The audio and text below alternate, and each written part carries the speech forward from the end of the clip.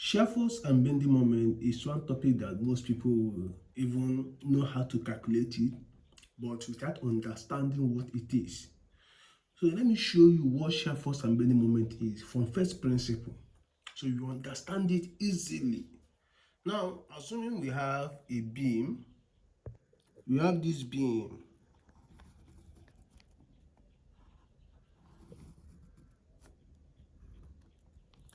and this beam has a support system. Alright, let's call this point A and here B. So the support system at A, let's call the value, okay, let's leave it. Now, there is a point load on the center of this beam. Let's say the value of this point load is 1000 Newton. Now, what do you think this point load will try to do? You notice that this point load will try to slide this beam from this place. Alright? So you're going to have something, this point load will be trying to make this beam slide from here, something like this. Like this.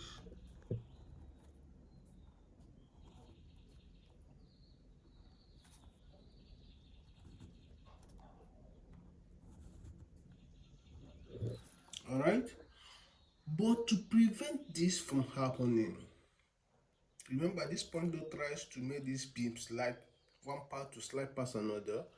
But to prevent this from happening, the beam develops internal forces that will stop this from happening. Alright? So those internal forces, or those internal force that is being developed by the beam to stop one part of the beam sliding past another, is what we call the shear force. Okay? So you can say that the shear force,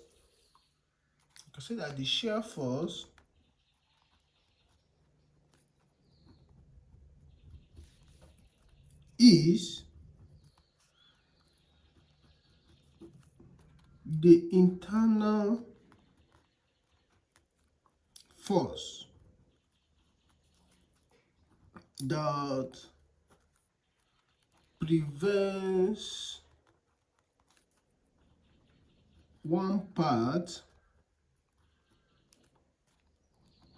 of the beam from sliding past another part. So you can define your shear force to be the forces, or the force that will be developed by this beam to stop one part from sliding past another. That is what we call the shear force. Now, how do we calculate the shear force? That internal forces, how do we calculate it? So let's try to illustrate it once again. We have our beam. Now this is our beam. Remember, this downward force is 1000. Now for this beam to be in equilibrium, what do you think will be the values of this reaction and this reaction? For equilibrium, the upward forces should be equal to the downward forces. So here you have 500 Newton, and here we have 500 Newton. Now, these are the magnitude of this reaction. So how do we calculate shear force? Let's cut a section of this beam. If you cut this beam from this section before the point load, let's call here X. You cut this beam from this section. What do you think this magnitude will try to do to this beam? Visualize it. You notice that here is 1000. You notice that from this section, all right, this magnitude will try to push this beam go up. Alright? But the thing is not happening. Why? There is an internal force, or there are internal forces developed. So what quantity of it, or what is the magnitude of the force you think at this section that will stop this thing from happening? It's 500, is it not? Because 500 Newton is pulling it upward. For this thing not to happen, for this not to happen, also 500 Newton should be here internally to stop it. So what is the magnitude of shear force at this point, at this section? You see it is 500. Alright, so the magnitude of shear force at this section from the left side of the beam, remember this is 500, try to pull it up, then there's an internal force here restraining it from happening. So the magnitude of that internal force should be what? 500 for this not to happen. What about from the right side of the beam?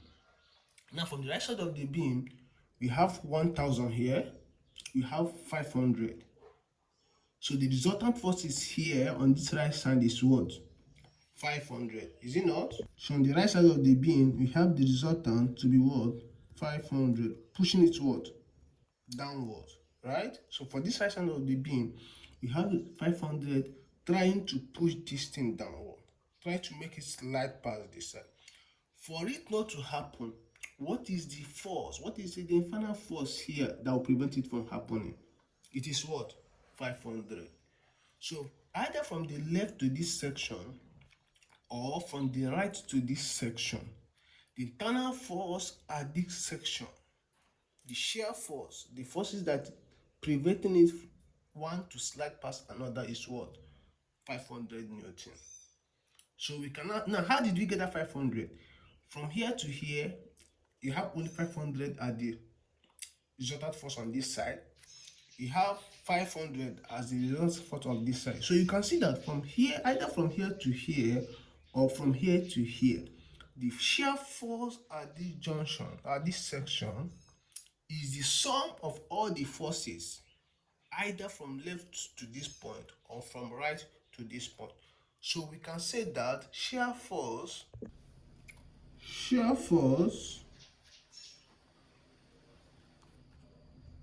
at any section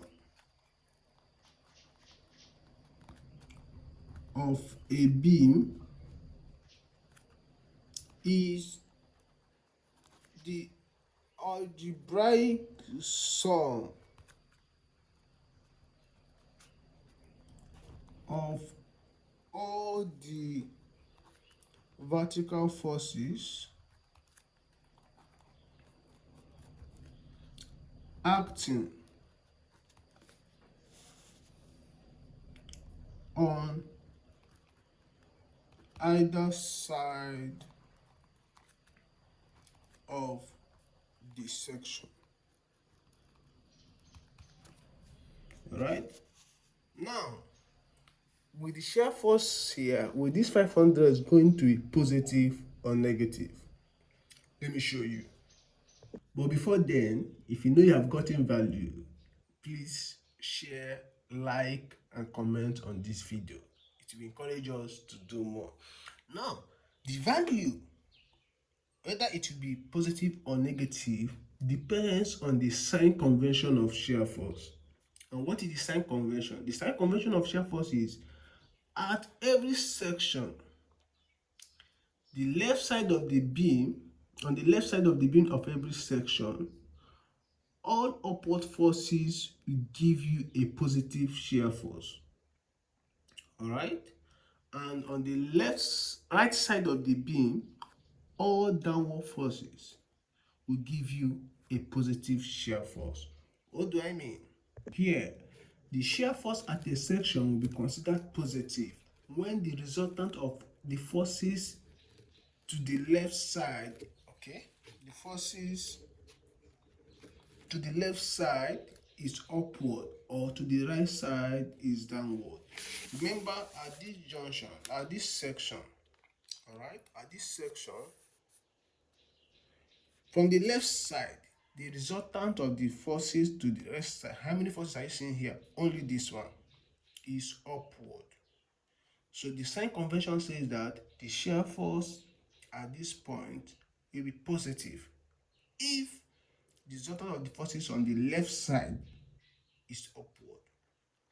And it also be positive if the resultant of the forces on the right side is downward. See this? So at this section, will our shear force be positive or negative? It is going to be a positive shear force. So either you're considering from left or to right, at every section, you're going to have the same shear force. Now, let's move to bending moment.